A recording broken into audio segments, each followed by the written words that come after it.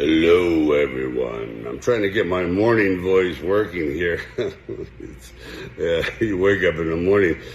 I don't know where I got a deep voice from. It just happened. I remember when I was like 12 or 13, it was very, very deep, and I'd be in class trying to joke or cheat. Well, hey, you got the answer to that. And, of course, the teacher at the very front would go, Stallone. Sylvester, not an easy name to grow with.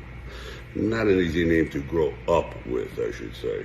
Not easy at all. Anyway, here I am. I went to the horse show yesterday in Oklahoma. It's fantastic. And it's called reining, which is basically Western dressage. And it creates a lot of skills. You know, the melding together of a human being and a 1,000-pound beast together in absolute poetry.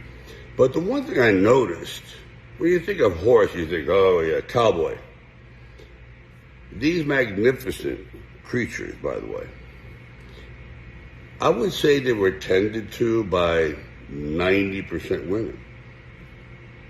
90% women actually get the horse up and going. And of course the cowboy gets on and, you know, hello, how are you? Takes the glory. But behind the scenes, what makes the show go are the women. These young women who selflessly have dedicated themselves to this magnificent beast and all its glory. And I thought, boy, does that sound like life. Because a woman wakes your butt up. They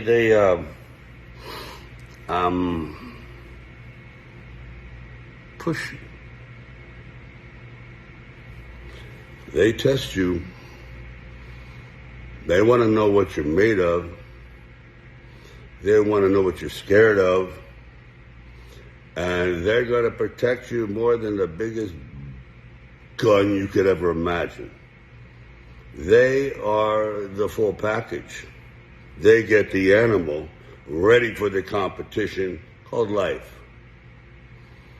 So you really want to know who you are, you're never going to know until you have a good woman. I mean, and the thing is,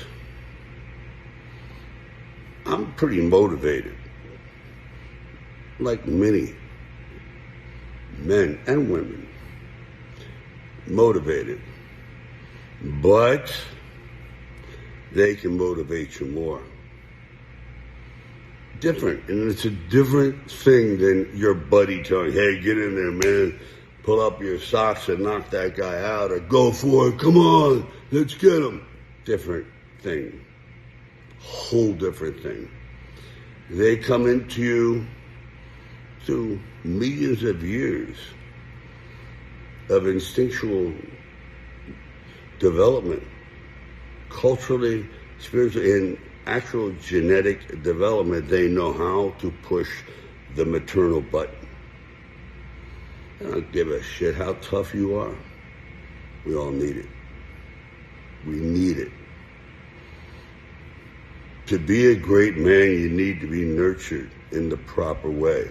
Reinforced, pushed, validated, loved, and also reprimanded when you're not doing what you should do. And having daughters and a wonderful wife who is incredibly independent of me, did everything on her own. And my daughters are doing the same. Fantastic. I appreciate it. And then it flipped me into another mindset about praying. It's very, very important, spirituality, praying to whatever deity you choose. And God is a very, very strong element, a cohesive element. But there's always the but. You ever try praying to yourself? Ever put yourself in abeyance, not in the mirror, but go, okay, this is what I want. You can call it positive reinforcement. There's so many different terminologies for that, but actually look at you. Request something. When you're in fear of something, I pray to you not to be afraid. I pray for you to be successful. I pray for you to have proper knowledge and sympathy for the planet in general. To you, not something other, which is great. But narrowing it down to you praying to you.